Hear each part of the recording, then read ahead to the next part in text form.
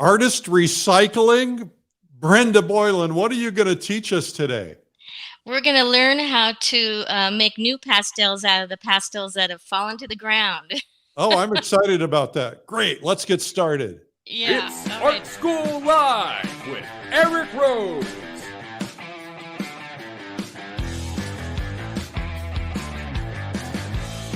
Now, here's your host, Eric Rose.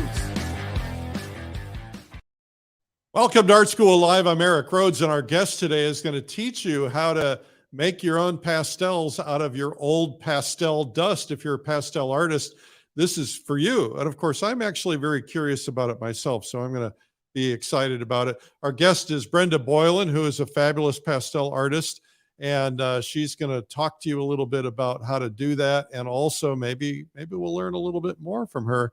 So we're excited about that today. Our prize today, if you leave a comment and you tell us where you're from, and you have not won this prize before, the world famous plein air apron. And this is a great apron because it's made out of blue jean material. It's adjustable. It's got deep pockets, and you could win it. All you got to do is tell us where you're from and leave a comment in the comments section. We will pick randomly. We love it when we can do shout outs to people where they're talking about where they're from. The winner of the last prize that we gave away is Gisela Lorenz of Key Largo, Florida, who's winning the easel brush clip. Now we have for you today, it's called 45 Pastel Pointers from the Pros. And it's got a lot of ideas and secrets in it. And you can get it at pastellive.com/45 tips. Make sure you do that. If you want to subscribe to this program, we're here daily, 5 days a week, and we've been here since the beginning of COVID. As a matter of fact, we started out 7 months, 7 days a week. Then we went to 5 days a week. We've been 5 days a week ever since then. Anyway, go to Streamline, go to YouTube and find Streamline Art, and then you'll find our page there. Make sure you hit the subscribe and notifications button, and also give me a follow on Instagram and Facebook. That would be really helpful. All right. Now our guest today is Brenda Boylan. Brenda. Hi, ready? Eric. Okay, it looks like you're all ready. I am. I have all my equipment here.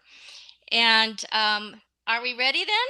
We're ready. We're rolling. Awesome. So a lot of times when you're painting with pastels, your pastels will fall to the ground sometimes. And also we collect a lot of the dust that falls from the painting into a trough.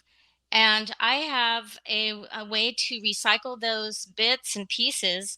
And I want to give you some really good tips on how to do it effectively, cleanly, and quickly. So first and foremost, the main thing you're going to need are some latex or rubber gloves. You don't want to use dishwasher gloves because they'll leave imprints on the pastel.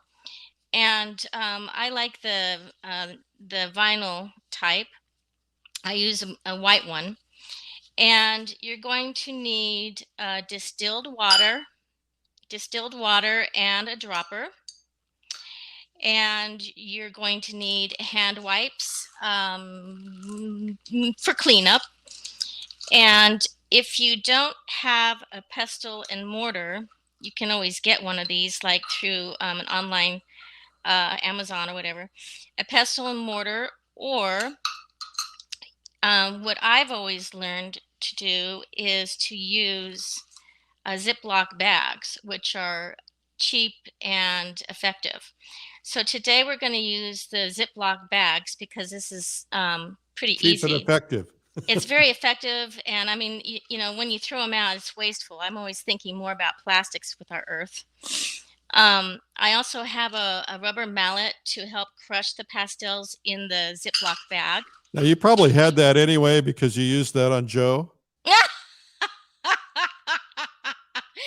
No. Okay. No. And I have a baby rag, baby diaper that I use in the studio quite a bit. It's very soft cotton, and I use this to help pound with the rubber mallet. And then I also have two palette knives. So if I want to make like a square shaped palette pastel, I can help mold it that way. So what I'm going to do is I'm going to show you, I have separated my pastels into their main hues. And I have larger chunks in my bowl here, but normally I'll have like pastel dust that fell to my bin, and it usually ends up making a gray color. But here I have some chips that have broken off, and you can reuse them. There's nothing wrong with it. They're pigment, and they already have the binder in them, and all you have to do is crush them. So I'm going to take a Ziploc bag, and I'm gonna open it up, and I think what I would like to do is make maybe a beautiful purple. So with purple, if you're into color theory like I am, it's between red and blue, and I have my red and blue, and that will make a violet purple. So I'm going to add these beautiful, beautiful intense blues. Look at that. Oh, it's my favorite color. Oh, I know. I love these blues. So anyway, I'm going to add a couple of them. Here's one that's like a blue violet, and this lighter blue. So that'll make the pastel a little lighter in value if I add a little lighter blue. And then I think I'm going to use these two cooler reds because they're closer to violet than like a cooler red would be here on this than a red. Red is pretty warm, but I'm going to make it more of a blue violet. So I'm going to go for the cooler blue. So you're using a lot of color theory with mixing pastels, and it really, if you understand color theory and get to know color theory, then your work improves greatly. I can't tell you how much I love color theory, and it's just learning how colors work together. So I'm going to take this Ziploc bag, I'm going to zip it up, and then I'm going to wrap it in this diaper like that. And oh, also you're going to need tarps, and yeah, just an area that you can wipe up clean. So you have to be careful about having cats or animals or pets or children or whatever around. So, and I would recommend that you do this outside in your garage. And so here I'm going to move a few things out of the way, and I'm going to pound on this.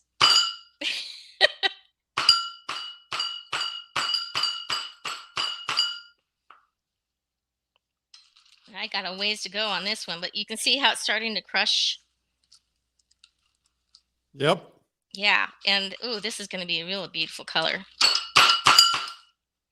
See, this isn't something we normally do on TV.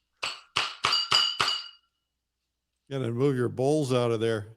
Yeah, that's probably. They're gonna go flying. Yeah. Well, I'm on a card table. I'm in my office at home, and that's kind of problematic because I don't got Wi-Fi in my studio. Remember? Yep.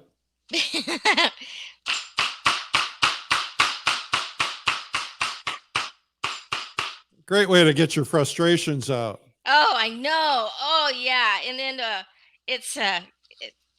anyway, they're starting to get crushed up. And I'm going to do this as well. And what you want to do is you want to make sure that it's nice and smooth. So you don't want to have any pieces. You want all powder, is that right? You want it all a fine powder, because what will happen is if you have two colors together that are uniquely different, say like a blue and a yellow that you're crushing together, the yellow and the blue will make stripes on your mark making, and it will be inconsistent, and you want it to be consistent, very consistent. So I can fill it in here, and I can still feel some chunks. You know, maybe I use this mortar just to kind of make things a little faster. And I'm going to stick my Ziploc bag in here and crush it this way. Oh, get your aggressions out. You see that? Well, you have no aggression. Yeah. It's a little So bit I of an was, evil laugh there. yeah, I know.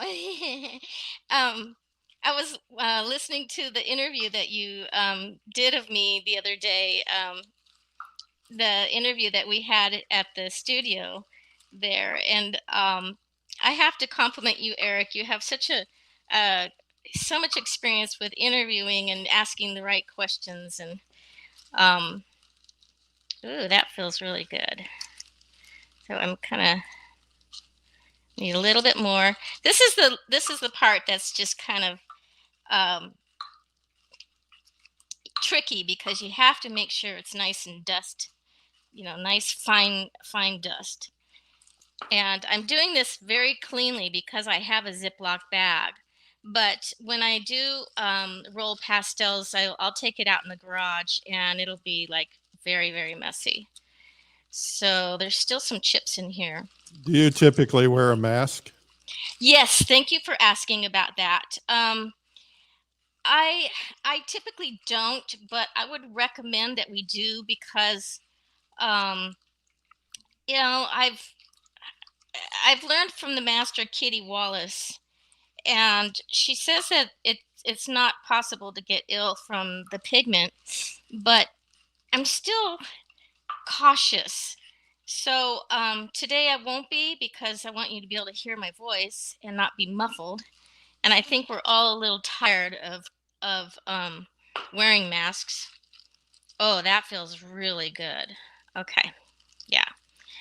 There's a couple more pieces in there. And anyway, yeah, I picked up this mortar on Amazon, and this is my first time using it, so it's kind of fun. Yeah. And yeah, I could probably do some cooking with it too, you think? No, maybe not after Pigment's been in it. I was trying to catch you on that one, Eric. All right, so I think it's, for now, for time-wise, I'm going to say that it's all completely crushed, and I'm going to add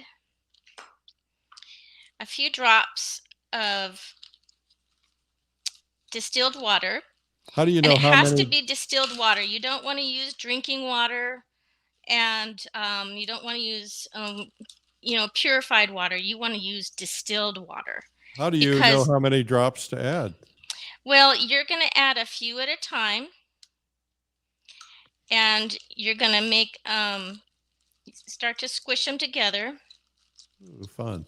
And you're going to want to make it into a clay like texture. And you don't want to add too much water, because if you do, then it's just going to be a mess. So we use a dropper to do it just a little bit at a time. Yeah. Oh, I can feel it. So when it gets wet, it starts to feel cold, and that's just nature and what it does. Can you see inside of there? Yep. Yummy. Yeah, I know. You're Look at that hungry. violet. That's going to be gorgeous. Yeah, you're making me hungry. And the cool thing about this hand rolling your leftover pigments is you can add from a really beautiful, vibrant, pigmented pastel. You can add a chip or two from one that's in its color family, just to really give it a lot of vibrancy.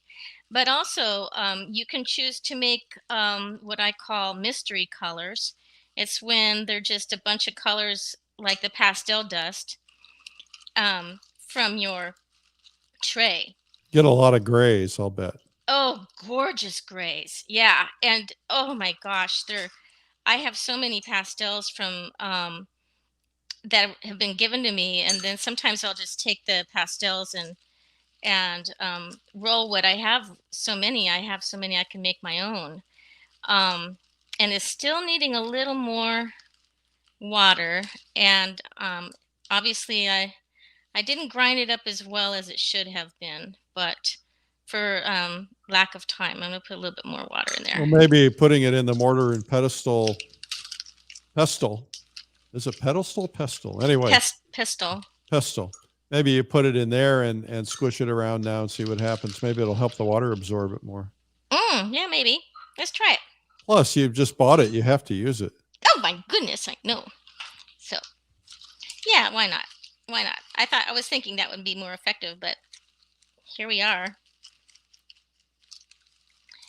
So I'm going to stick this in here, and I'm going to try to be neat about it. Oh, my goodness. Yeah. Look at that color. Oh, my gosh. Can you see that? Not yet. Oh, how pretty. Oh, my gosh. Ugh. Ugh. Ugh. Hold that up to the camera so we can see it. Oh. Yeah. Now, I can make this a little lighter in value and less intense if I added more, if I added like a light white pastel to it, or yeah, like a white pastel. I'm gonna get this mortar thing. I'm not doing this right. This new mortar thing is kind of cool. Anyway, you can make up any color you want, and a lot of times I just call them mystery colors, like I said. And I'm going to set this aside and then start to crush in this up a little bit. And boy, this really is going to need a lot of water. For some reason, it's not turning into clay as well. Oh, yeah, there we go. Can you see that, you guys? A little bit. Yeah. Look at that. Oh, my gosh. Yeah, it's looking like a clay now. And I'm going to use this.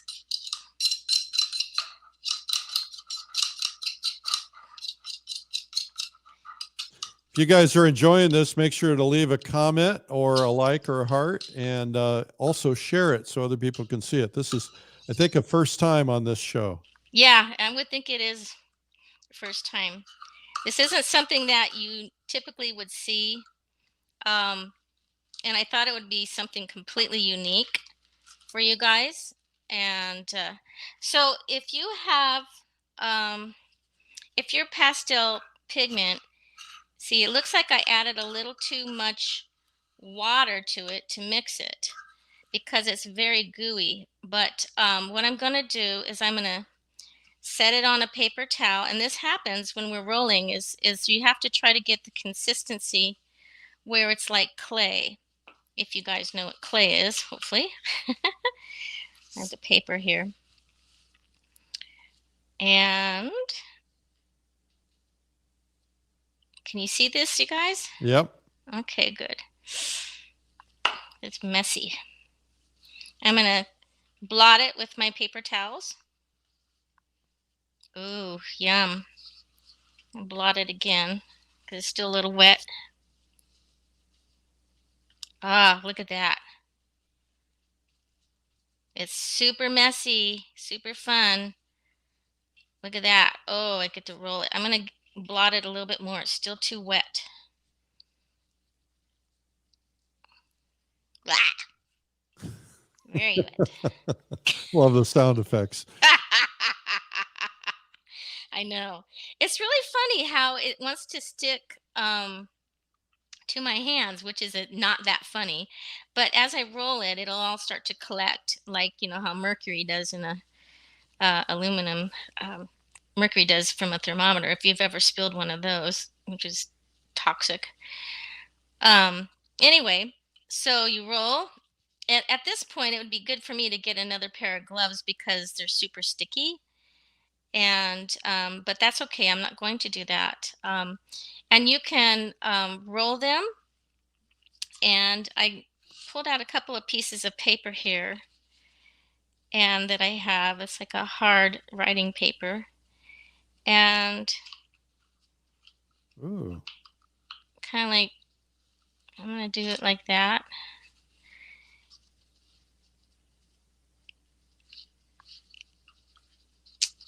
Come on, let go. And I'm going to take my gloves off because they're awfully messy. I'm going to start getting messy. So it's always good to have a lot of gloves with you when you're doing this kind of stuff. Yeah, so you'd like to use 12 pair of gloves for one single pastel stick. No, not that many. And and I'm gonna make this one a little bit square. I've never done this before, so this is kind of fun. I learned this the other day, where you could take your palette knife, and I like the square, holding a square pastel in my hand, and the round ones are fun too. But I can get a really, really good edge with a square that has a sharp edge on it. And I'm gonna, Wow, yeah, it's so fun. yeah, that's exciting. Yeah. So We get excited about the least little things, don't we? I know. So how long does that have to dry?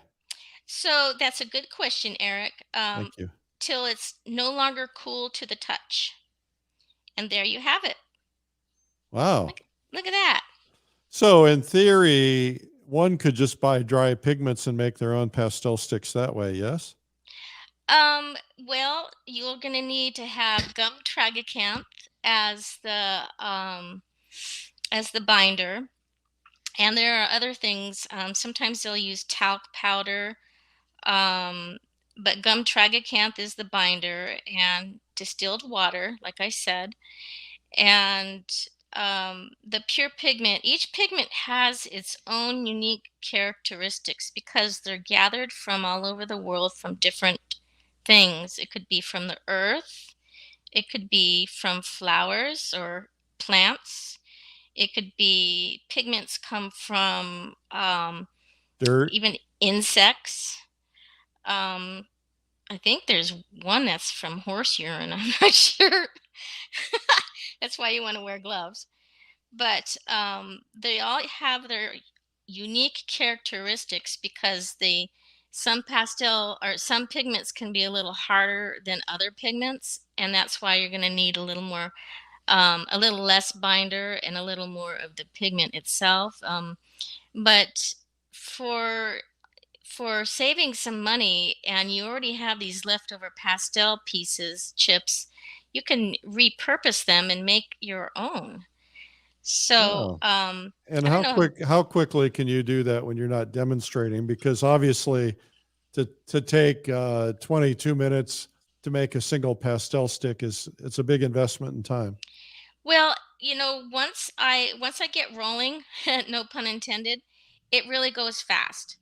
So the time that takes the most is crushing it and getting it so that it's nice and smooth powder, a silky powder. And then once you have the pigment, then you can start mixing. Like I could probably crush in here maybe another color. And I'm going to put, if I put yellow in the violet, guess what will happen? I don't know what'll happen. Yellow and violet are complementary colors. So you're going to get a muted color, a gray. So I could do that and we'll see what happens. And obviously I have a little bit of, just a little bit of violet left over in here. And you can mix your own colors. And it's, oh my gosh, it's so, what I really love about art is that you just take all sorts of elements and you can make things with them. I mean, I've been an explorer with mediums my whole life. Clay, drawing, plaster, sculpting, weaving, everything. I honestly, I just have a wealth of all sorts of information on that. But I really enjoy getting my hands into my materials and having some ownership to everything that goes into what I create. And that's what art is to me, is exploring and trying new things and asking myself, what if? And obviously you can see how this is really messy because I've never done this before. I'm using this mortar. I like But it. yeah, It's cool. I mean, look at this purple and yellow combined. It looks like it's turning into a green. I don't know, like kind of a green color. Anyway, so when you are going to be rolling your own pastels, you want to do it outside.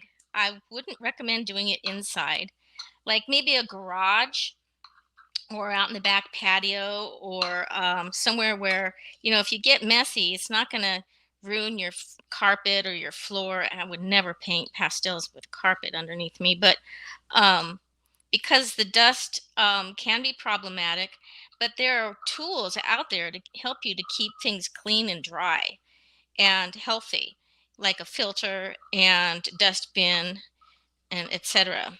So I'm in my office right now because my studio doesn't have great Wi-Fi.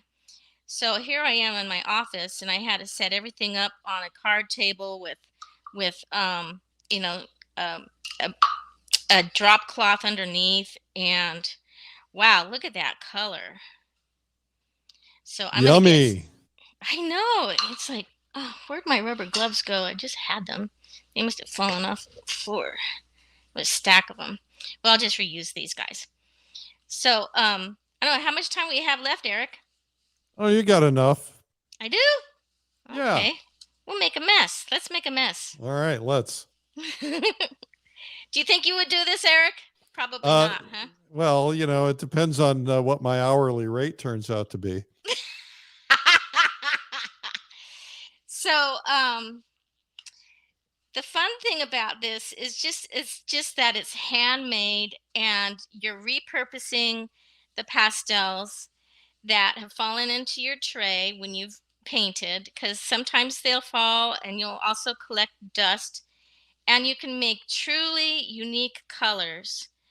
And those are irreplaceable pastels. They'll never be invented. There's no recipe for them at all, because you're just making them out of leftovers.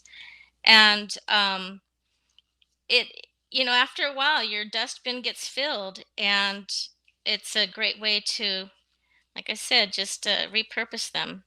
So I'm going to try and grab this out of here. I don't know how. This is kind of odd. I'm making a mess, Eric.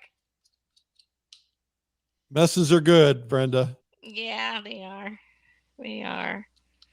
I'll tell you what, before you continue that, I think you need to get some new gloves. I'm just going to tell them about something that they want to know about. And okay. Then we'll come right back to you. Our guest today is Brenda Boylan, and she's showing you how to repurpose old pastels, or how to make your own pastels. We have Brenda on the faculty of our event Pastel Live, which is an online event, August 18th through 20th. We have not announced the full faculty yet, but we have some incredible faculty members, and you do not want to miss that. That's going to be pretty awesome. As a matter of fact, why don't I just go ahead and play this for you. Join the world for the second annual Pastel Live, the ultimate pastel learning event, August 17th through the 20th, 2022. 4 days of online art lessons from top master pastel artists from around the globe. Learn to paint nature, people, cityscapes, flowers, and more. Become a better artist. Click the link to learn more and get our free ebook.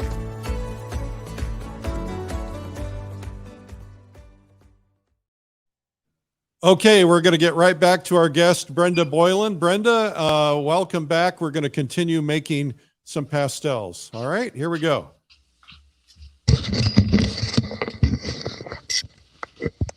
Did we lose you?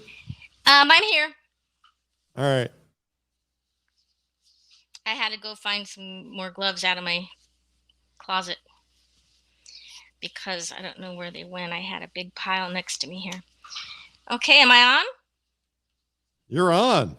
Okay, so I gathered more of the pastel dust, and I'm gonna, ooh, wow, that's really cool. Look at that color. I mean, that looks like something like a spring green. Well, what's nice about it is you're getting a lot of surprises. Unlike oil paint, where you just mix until you're getting it perfect. You're just kind of having to guess. Yeah, and well, I had this beautiful vibrant purple, and then I added, I had just the dregs of the violet, and I added a big chunk of yellow, and so this is predominantly a green. So if I were to look at this color wheel here, which is always such a handy little tool, I mixed the yellow with the violet, and I had more yellow. So the more yellow is going to be in this area here, which obviously it did, and it's grayer. So it's not an intense yellow, it's a grayer yellow like this. It's closer to this color right here. So it's predominantly yellow, but look at that color. Oh my gosh. So I can roll it up, make a little ball out of it.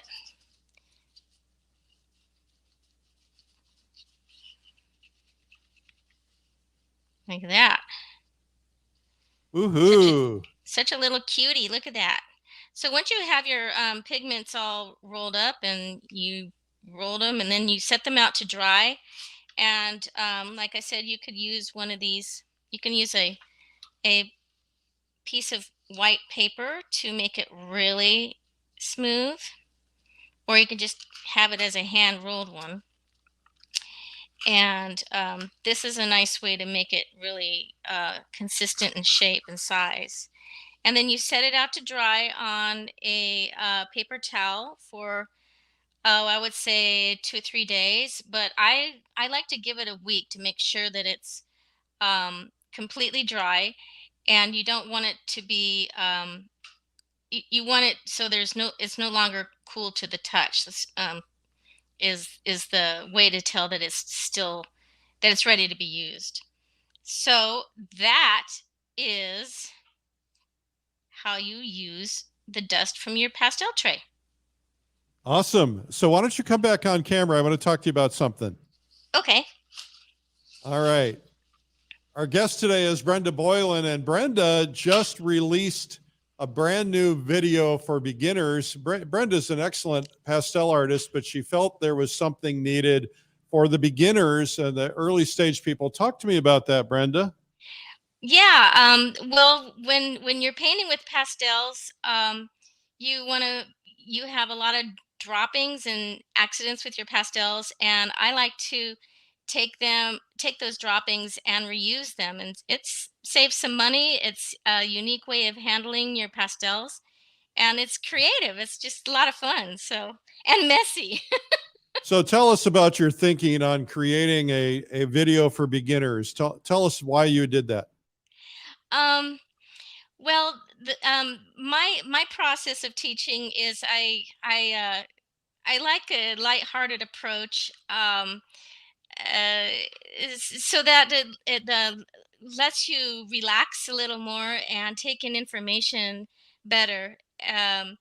It's hard to explain for me, but it's just who I am and what comes out, and the fun part, which is I don't know, we just use a lot of fun. Did that make sense? Sorry, Eric. I'm sorry, I was muted. Let me just play this for everybody so they can see about the fun part. Oh, okay, Hi, I'm there. Brenda Boylan, and welcome to my workshop. In this workshop, we're going to be diving into pastels, and I'm going to teach you everything you're going to need to know to create a good painting.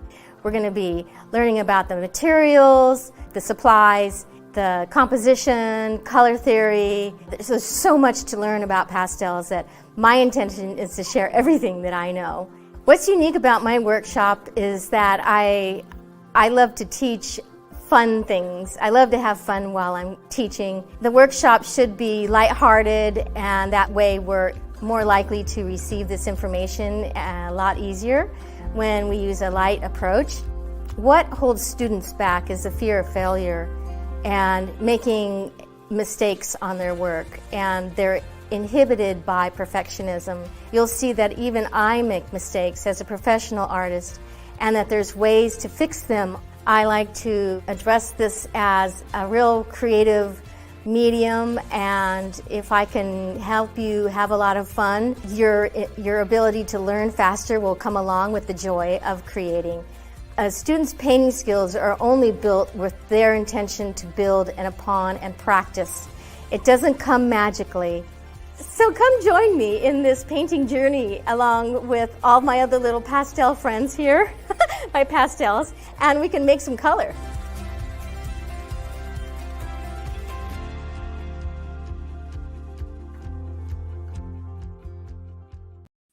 Outstanding. Well, it's exciting to see that. You know, we had never done we did one for beginners a long time ago, but it turned out it was more sophisticated than we wanted. And so we asked you to do one for beginners, and you really bring it down to the core basics, you know, assuming that people don't know anything about it. And for somebody like me, that's so important because, you know, learning pastel is you know, it's a challenge, and like anything else, it's you got to kind of have somebody tell you all the basics. Yeah, and it's a medium that's not very, let's say, oil and watercolor and sculpture are well known in the world, but pastel is a rare beauty, and it's a wonderful medium to work with. And there's a lot of information um, that needs to be shared with those who are interested in pastel. It's it's a wonderful medium, and I just want to share that and help people learn how to create, and starting from the beginning. And yeah, it's just a lot of fun.